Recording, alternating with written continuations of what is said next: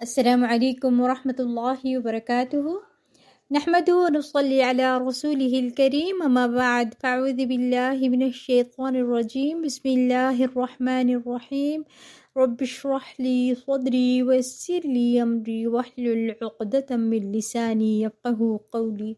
سیرت صحابیات میں آج انشاءاللہ ہم پڑھیں گے سیدہ ام مبشر رضی اللہ عنہا کے بارے میں۔ کچھ لوگ مبشر کو مبشر بولتے ہیں، ٹھیک ہے۔ مبشر وہ ہوتا ہے جس کو بشارت دی جائے، اور مبشر بشارت دینے والا یعنی خوشخبری دینے والا، اس کو کیا کہتے ہیں؟ مبشر۔ تو ان کا نام تھا سیدہ ام مبشر رضی اللہ عنہا۔ نام مبشر، والد کا نام برا بن معرور یہاں پر لکھا ہوا ہے، لیکن یہ بات صحیح نہیں ہے۔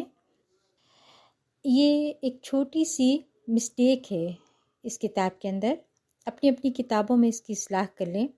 وہ یہ کہ برا بن معرور ان کے والد نہیں تھے بلکہ ان کے شوہر تھے، اور یہ ہمیں کچھ مختلف روایات سے پتہ چلتا ہے۔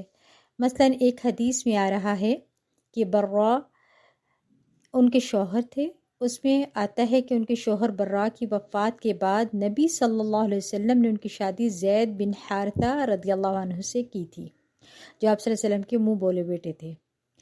اس سے یہ پتہ چلتا ہے کہ یہ ان کے شوہر کا نام ہے، ٹھیک ہے، والد کا نہیں۔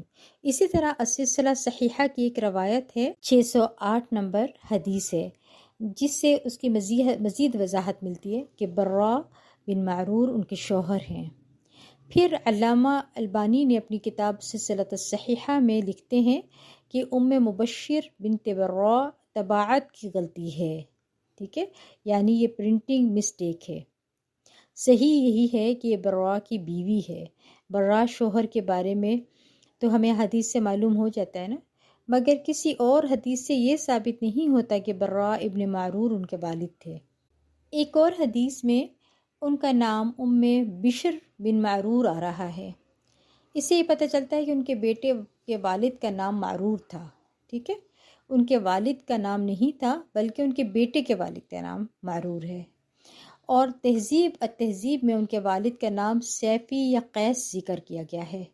معرور سے ان کے 2 بیٹے تھے، بشر اور مبشر تھے۔ برا بن معرور یہ ان انصار میں سے ایک تھے جن کا انتخاب عقبہ ثانیہ کی رات بطور نقیب کیا گیا تھا۔ خاوند کا نام زید بن حارثہ تھا، جو رسول اللہ صلی اللہ علیہ وسلم کے پسندیدہ صحابی اور ان 3 امراء میں سے سر فہرست تھے جن کو اس لشکر کا امیر نامزد کیا گیا تھا جسے رومی فوج کے ساتھ لڑنے کے لیے مقام موتا کی طرف بھیجا گیا تھا۔ کعب بن مالک کہتے ہیں، یاد رہے کہ کعب ان میں سے ایک تھے جنہوں نے عقبہ ثانیہ میں حاضری دی اور وہاں رسول اللہ صلی اللہ علیہ وسلم کی بیعت کرنے کی سعادت حاصل کی۔ کہتے ہیں کہ ہم اپنی قوم کے مشرکین کے ہمراہ حج کرنے کی غرض سے روانہ ہوئے۔ ہم نے نماز پڑھی اور کچھ مسائل سمجھے۔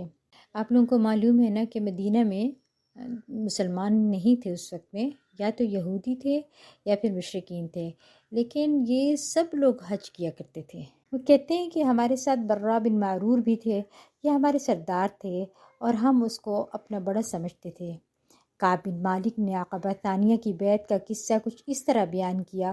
کہتے ہیں کہ رسول اللہ صلی اللہ علیہ وسلم نے گفتگو کی، قرآنی آیات پڑھیں اور اسلام قبول کرنے کی ترغیب دلانے کے بعد فرمایا، أبايعكم على أن تمنعوني مما تمنعون منه نساءكم وأبناءكم، میں تمہاری بیعت اس شرط پر لیتا ہوں کہ تمہیں میری حفاظت اس طرح کرنا ہوگی جس طرح تم اپنی عورتوں اور بیٹوں کی حفاظت کرتے ہو۔ یعنی ابھی مشکلات کا سامنا کرنا پڑے گا آپ لوگوں کو، تو پھر کیا ہے، نبی کا بھی دفاع کرنے کے لیے تیار ہونا پڑے گا۔ کعب کہتے ہیں کہ برا بن معرور آگے بڑھے اور رسول اللہ صلی اللہ علیہ وسلم کا ہاتھ پکڑ کر کہا، ہاں مجھے قسم اس ذات کی جس نے آپ کو حق کے ساتھ بھیجا ہے، ہم آپ کی اسی طرح حفاظت کریں گے جیسے ہم اپنی خواتین کی حفاظت کرتے ہیں۔ اے اللہ کے رسول صلی اللہ علیہ وسلم، آپ ہماری بیعت قبول کریں، ہم نسل در نسل لڑائیوں کے دھنی اور اسلحے کے دل دادہ لوگ ہیں۔ رسول اللہ صلی اللہ علیہ وسلم نے فرمایا، اخرجوا الی منکم اثنی عشر نقیبا یکونون علی قومہم، تم اپنے 12 نمائندے منتخب کر لو جو اپنی قوم کی نمائندگی کریں۔ یہ نقیبہ یعنی نمائندے، انچارجز کو کہتے ہیں، ٹھیک ہے۔ انہوں نے 12 نمائندے منتخب کر لیے، 9 نمائندے خزرج قبیلے میں سے اور 3 قبیلہ اوس میں سے تھے۔ رسول اللہ صلی اللہ علیہ وسلم نے ان تمام نمائندوں سے فرمایا، تم اپنی قوم کے ذمہ دار ہو، جس طرح کہ حواری عیسیٰ ابن مریم علیہ السلام کی کفالت کے ذمہ دار تھے، اور میں اپنی قوم کا کفیل ہوں، یعنی تم لوگ مدینہ والوں کی کفیل ہو، ان کے خیال رکھو، اور میں مہاجرین کا کفیل ہوں جو ہجرت کر کے آپ صلی اللہ علیہ وسلم کے ساتھ آئے تھے، یعنی میں ان کی کفالت کروں گا۔ سب نے بیک زبان ہو کر کہا، بالکل ٹھیک ہے۔ کعب بن مالک کہتے ہیں کہ سب سے پہلے برا بن معرور نے رسول اللہ صلی اللہ علیہ وسلم کی بیعت کی، پھر یکے بعد دیگرے ساری قوم نے بیعت کرنے کی سعادت حاصل کی، پھر یہ سب قیمتی خزانہ حاصل کر کے راضی خوشی مدینہ منورہ کی طرف واپس لوٹ آئے۔ ایمان سے بڑھ کر قیمتی خزانہ بھلا اور کیا ہو سکتا ہے؟ پھر وہ رسول اللہ صلی اللہ علیہ وسلم کی ہجرت کر کے مدینہ منورہ میں تشریف آوری کا انتظار کرنے لگے، یعنی تیاریاں ہونے لگی آپ صلی اللہ علیہ وسلم کے استقبال کی۔ لیکن برا بن معرور رضی اللہ عنہ نبی کریم صلی اللہ علیہ وسلم کی مدینہ منورہ آمد سے پہلے ہی داعی اجل کو لبیک کہتے ہوئے اللہ کو پیارے ہو گئے۔ جب رسول اللہ صلی اللہ علیہ وسلم کو برا بن معرور رضی اللہ عنہ کی وفات کا پتہ چلا تو آپ ان کی قبر پر گئے اور ان کے لیے مغفرت اور رحمت کی دعا کی۔ سیدہ ام مبشر رضی اللہ عنہا انصار کی بڑی جلیل القدر صحابیات میں سے تھیں، ان سے تقریباً 10 احادیث بھی روایت ہیں۔ ان کا اپنا اسلام لانے کا واقعہ بھی بڑا دلچسپ ہے، اس سے ان کی شخصیت کا اندازہ ہوگا۔ آپ کو اس بات کا پتہ چلے گا وہ کس قسم کی خاتون تھی۔ ان کے بارے میں آتا ہے کہ نرم گفتار اور حسن کردار کی حامل، بہترین اخلاق کی مالک اور فیاض خاتون تھیں۔ اسلام کے بارے میں جب انہوں نے سنا تو ان کے دل میں اسلام قبول کرنے کی خواہش پیدا ہوئی، تو انہوں نے کچھ عورتوں سے ملاقات کی جو ان سے پہلے اسلام لا چکی تھی، اور پھر مردوں سے بھی انہوں نے اسلام کے بارے میں جانا۔ روایت میں آتا ہے کہ جب ان کے دل میں اسلام قبول کرنے کا شوق پیدا ہوا تو انہی دنوں طائف کے ایک قافلے کا ادھر سے گزر ہوا، یعنی مدینہ کی طرف سے قافلہ گزرا، اور یہ اس دور کا واقعہ ہے جب ہجرت نہیں ہوئی تھی، ابھی آپ صلی اللہ علیہ وسلم مدینہ تشریف نہیں لائے تھے۔ سیدہ ام مبشر اس قافلے کی ایک خاتون کو اپنے گھر لے آئیں اور اس سے اسلام اور رسول اللہ صلی اللہ علیہ وسلم کے بارے میں سوال کرنے لگی۔ ان دونوں کے درمیان جو گفتگو ہوئی وہ کچھ اس طرح سے ہے جو روایت میں ملتی ہے۔ ام مبشر: آپ طائف کی رہنے والی ہیں؟ خاتون: ہاں، میں اور میرے خاندان کے تمام لوگ طائف کے باشندے ہیں۔ ام مبشر: طائف مکہ سے دور کتنے فاصلے پر ہے؟ خاتون: زیادہ دور نہیں ہے۔ ام مبشر: کیا مکہ میں کوئی ایسا شخص جو دعویٰ کرتا ہو کہ وہ اللہ کا نبی ہے اور اس پر وحی نازل ہوتی ہے؟ خاتون: ہاں، وہ شخص عرب کے مشہور خاندان قریش سے تعلق رکھتا ہے، اس کے دادا کا نام عبد المطلب ہے اور وہ بہت ہی فیاض ہے، لوگوں کا ہمدرد ہے۔ یہ دیکھیں تبلیغ کرنے والے کی کیا خوبیاں بتائی جا رہی ہیں یہاں پہ۔ کیا ہونا چاہیے؟ مبلغ ہیں تو کیا ہیں؟ فیاض بھی ہیں اور لوگوں کے ساتھ ہمدرد بھی ہیں۔ آپ یہ بھی دیکھیں کہ طائف کے رہنے والی خاتون نے ان کے بارے میں کیا سن رکھا ہے کہ آپ بہت فیاض ہیں، لوگوں کے بہت ہمدرد ہیں، سبحان اللہ، اور ان کا خاندان بہت اثر و رسوخ والا ہے، اور وہ قریش کے معزز خاندان سے تعلق رکھتے ہیں، لوگ ان کی بہت عزت کرتے ہیں۔ ان کا نام محمد صلی اللہ علیہ وسلم ہے، اور یہ اس بات کا دعویٰ کرتے ہیں کہ اللہ تعالیٰ نے انہیں رسالت کا منصب عطا کیا ہے۔ ان کا کہنا ہے کہ اللہ ایک ہے، اس کا کوئی شریک نہیں، یہ بت جو سال ہر سال سے پڑے ہیں سب بیکار ہیں، نہ سنتے ہیں اور نہ سمجھتے ہیں، نہ کسی کی حاجت روائی کرتے ہیں اور نہ کسی کو فائدہ اور نقصان پہنچاتے ہیں۔ اور وہ طائف بھی گئے تھے لیکن طائف کے لوگوں نے ان پر پتھر برسائے۔ ام مبشر: ان کے حامیوں کی تعداد کم ہے یا زیادہ ہے؟ خاتون: سنا ہے کہ ان کے مخالفین کی تعداد زیادہ ہے، البتہ جو حمایت کرتے ہیں وہ بہت ثابت قدم ہیں، انہی لوگ تکلیف بھی پہنچاتے ہیں اور اللہ کے دین سے روکنے کی بھی پوری کوشش کرتے ہیں، اگر وہ بات نہیں مانتے اپنی بات پر پوری طرح سختی سے پابند ہیں، اور وہ بھی اللہ کی وحدانیت کی بھرپور تبلیغ کرتے ہیں، یعنی نبی صلی اللہ علیہ وسلم کے جو ساتھی ہیں ان کی بات کر رہی ہیں۔ اس گفتگو کے بعد وہ عورت تو چلی گئی، مگر ام مبشر کے دل میں اسلام کو مزید سیکھنے کی خواہش پیدا ہوئی۔ مکہ سے اگر کوئی بھی شخص اگر مدینہ آتا تو یہ اس سے حضور صلی اللہ علیہ وسلم کے بارے میں پوچھنے لگتی ہیں۔ اس اتنا میں یہ خبر مشہور ہوئی کہ نبی صلی اللہ علیہ وسلم مدینہ تشریف لا رہے ہیں۔ ان کو بھی خواہش ہے کہ میں آپ صلی اللہ علیہ وسلم سے ملوں، آپ کو دیکھوں۔ چند دنوں بعد چند مسلمان ہجرت کر کے مدینہ آ گئے، یعنی جو لوگ حبشہ ہجرت کر کے گئے تھے وہ لوگ مکہ نہیں بلکہ مدینہ واپس آ گئے تھے۔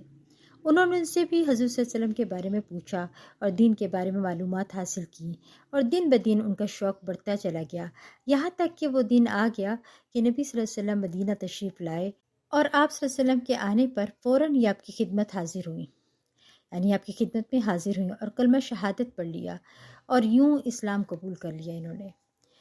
اس میں ہمارے لیے کیا اسباق ملتا ہے؟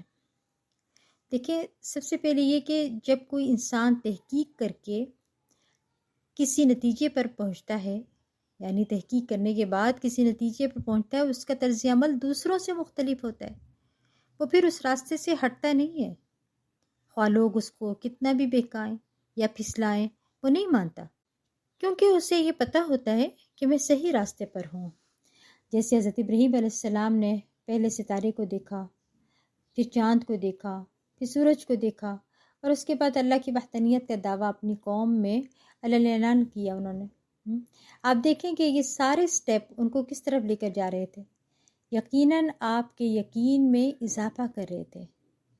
اس کے بعد لوگوں نے انہیں آگ میں پھینکا تو بھی وہ حق پر جمے رہے، کیونکہ ان کو تحقیق کے بعد یہ بات سمجھ آ گئی تھی کہ کوئی ستارہ خدا نہیں اور نہ ہی کوئی بت۔ اللہ تو وہ ہے جس نے ان سب کو پیدا کیا ہے، تمام ستاروں کو پیدا کیا ہے، چاند سورج کو پیدا کیا ہے۔ اور ہم عام طور پر کیسے مسلمان ہیں؟ سنائی کیونکہ ہمارے والدین مسلمان ہیں تو اس لیے ہم بھی مسلمان ہیں۔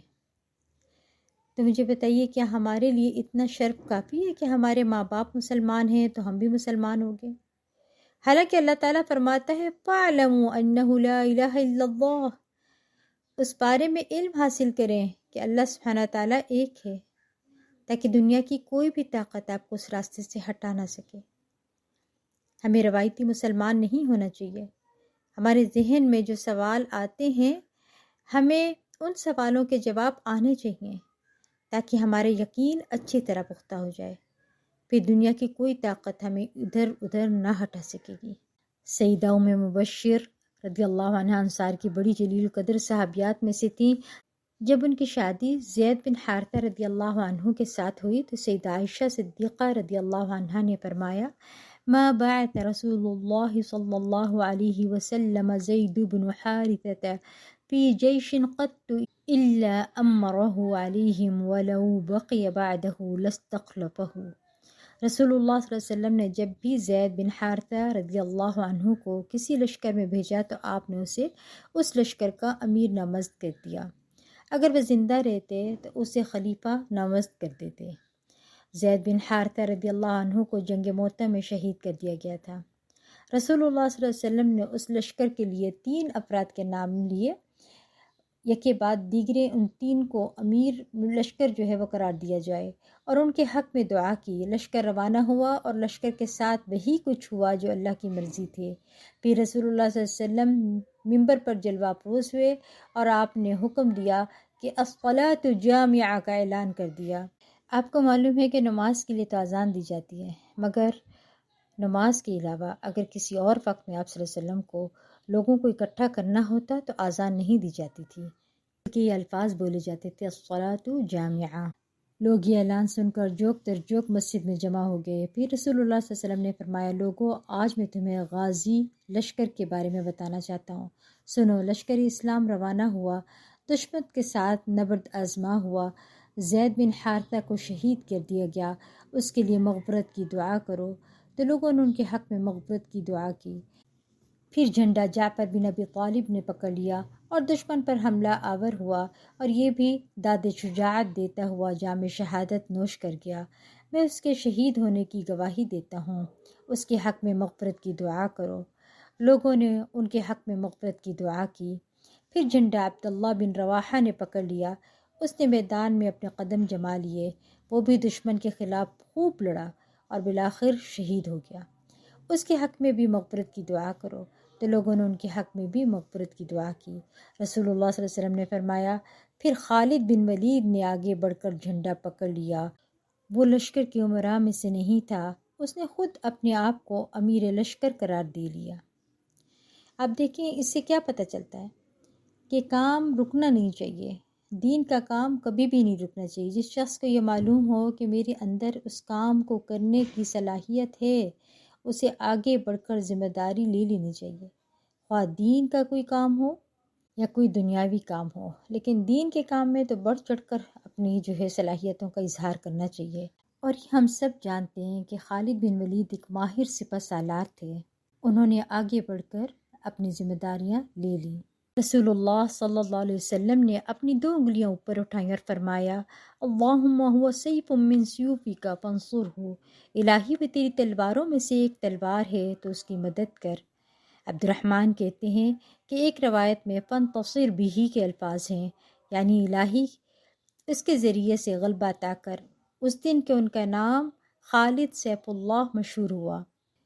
سیدہ ام مبشر کی نبی کریم صلی اللہ علیہ وسلم سے ملاقات۔ سیدہ ام مبشر رضی اللہ عنہ کے فضائل و مناقب کو ایک بات یہ بھی اجاگر کرتی ہے کہ نبی کریم صلی اللہ علیہ وسلم ان کے گھر تشریف لے جایا کرتے تھے۔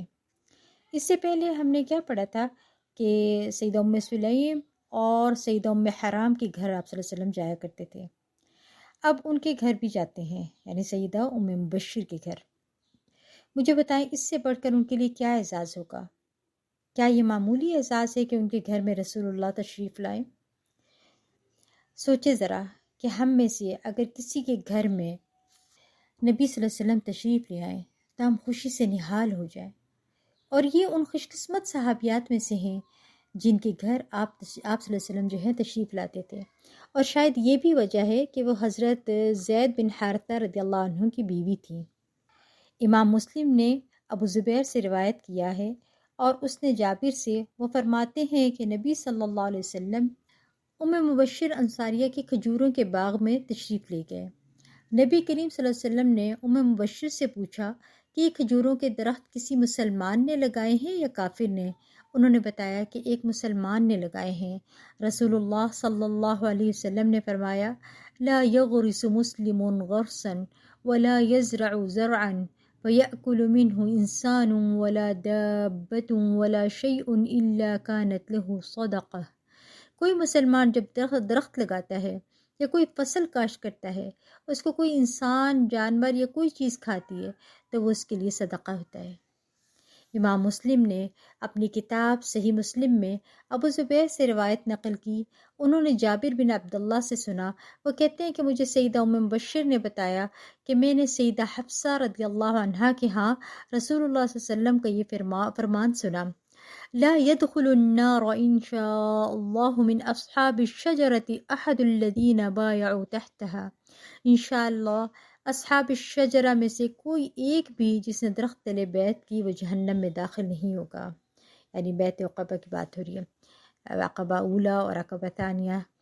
سیدہ حفصہ بولی، کیوں نہیں اے اللہ کے رسول صلی اللہ علیہ وسلم؟ پھر یہ آیت پڑھی، وَإِن مِّنكُمْ إِلَّا وَارِدُهَا كَانَ عَلَىٰ رَبِّكَ حَتْمًا مَّقْضِيًّا، تم میں سے کوئی ایسا نہیں ہے جو جہنم پر وارد نہ ہو، یہ تو ایک طے شدہ بات ہے جسے پورا کرنا تیرے رب کے ذمے ہے۔ نبی کریم صلی اللہ علیہ وسلم نے فرمایا، اللہ تعالیٰ نے اس کے بعد یہ بھی ارشاد فرما دیا ہے، ثم ننجی الذین اتقوا ونذر الظالمین فیہا جثیا، پھر ہم ان لوگوں کو بچا لیں گے جو دنیا میں متقی تھے اور ظالموں کو اس میں گرا ہوا چھوڑ دیں گے۔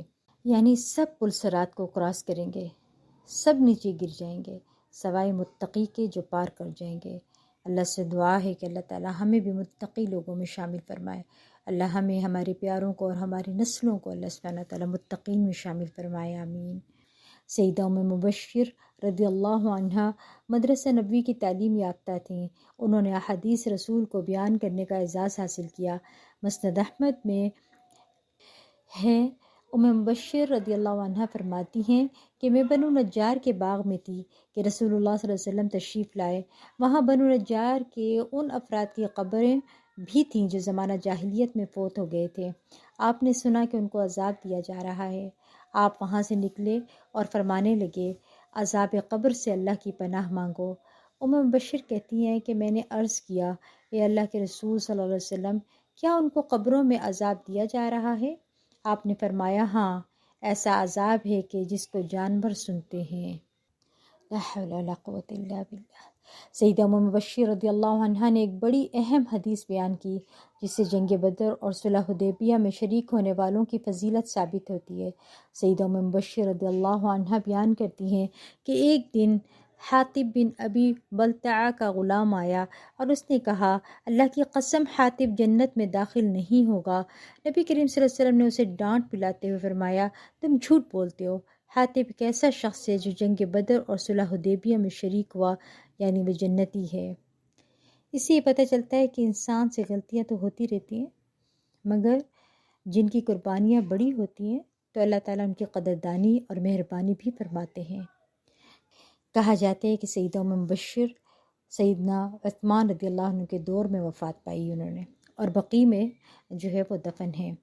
حضرت عائشہ رضی اللہ عنہ کہتی ہیں کہ سیدہ ام مبشر رسول اللہ صلی اللہ علیہ وسلم کے پاس مرض الموت میں تشریف لائیں، یعنی جس مرض میں آپ صلی اللہ علیہ وسلم فوت ہوئے، تو انہوں نے آپ صلی اللہ علیہ وسلم کو چھوا تو کہنے لگیں کہ جتنا بخار آپ کو ہے اتنا بخار تو میری نظر میں کسی کو بھی نہیں ہوا، یعنی اتنا شدید تھا۔ آپ یہ بات آپ کے ذہن میں آ سکتی ہے نا کہ آپ صلی اللہ علیہ وسلم کو کسی نامحرم نے کیسے چھوا، تو بات یہ ہے کہ کپڑا بھی ہو سکتا ہے، چادر کے اوپر سے چھوا۔ ایسے خیالات کو اپنے دماغ میں نہ لے کے آئیے گا، ٹھیک ہے؟ اپنے ذہن کو شک و شبہات سے پاک رکھ کے دین کی تعلیم حاصل کریں۔ جب انہوں نے یہ بات کی نا کہ ایسا بخار کبھی کسی کو نہیں ہوا، یعنی اتنا شدید بخار کبھی کسی کو نہیں ہوا، تو رسول اللہ صلی اللہ علیہ وسلم نے فرمایا کہ جیسے ہمارے لیے اجر و ثواب بڑھایا جاتا ہے نا، اسی طرح آزمائشیں بھی زیادہ ہوتی ہیں۔ سبحان اللہ، کتنی مثبت سوچ تھی آپ صلی اللہ علیہ وسلم کی۔ سوچیں ذرا، اگر ہماری کوئی تکلیف بڑھ جائے تو اس وقت ہمارا گمان کیا ہوتا ہے؟ اللہ کے بارے میں، دین کے بارے میں کیا کیا کہتے ہیں ہم، ہمارا گمان کیا ہوتا ہے؟ اس لیے ہمیشہ اچھا گمان رکھنا چاہیے۔ ایک حدیث کا مفہوم بھی ہے نا کہ آپ صلی اللہ علیہ وسلم فرماتے ہیں کہ کسی بندے کا اللہ کے ہاں ایک خاص مقام ہوتا ہے جس پر وہ اپنے اعمال سے نہیں پہنچ سکتا، تو پھر اللہ تعالیٰ اسے کسی آزمائش میں ڈال دیتے ہیں، اس کے ذریعے وہ اس درجے پر پہنچ جاتا ہے۔ یعنی اعمال سے نہیں پہنچتا تو آزمائش پر صبر کر کے پہنچ جاتا ہے۔ اس لیے کبھی بھی آزمائشیں آئیں تو گھبرانا نہیں چاہیے، بلکہ اللہ کا شکر ادا کرنا چاہیے کہ اللہ تعالیٰ اس کے ذریعے درجات کو بلند فرما رہے ہیں۔ یہ تو تھی سیدہ ام مبشر کی کہانی۔ سیدہ ام مبشر رضی اللہ عنہ نے اپنی زندگی کے آخری دم تک اللہ سبحانہ تعالیٰ اور رسول اللہ صلی اللہ علیہ وسلم کے ساتھ وفاداری کی۔ اللہ تعالیٰ ان پر اپنی رحمت کی برکھا برسائے اور اپنی رضا سے نوازے، آمین یا رب العالمین۔ آج کے لیے اتنا ہی، وآخر دعوانا ان الحمد للہ رب العالمین۔ سبحانک اللہم وبحمدک، اشہد ان لا الہ الا انت، استغفرک واتوب الیک۔ السلام علیکم ورحمۃ اللہ وبرکاتہ۔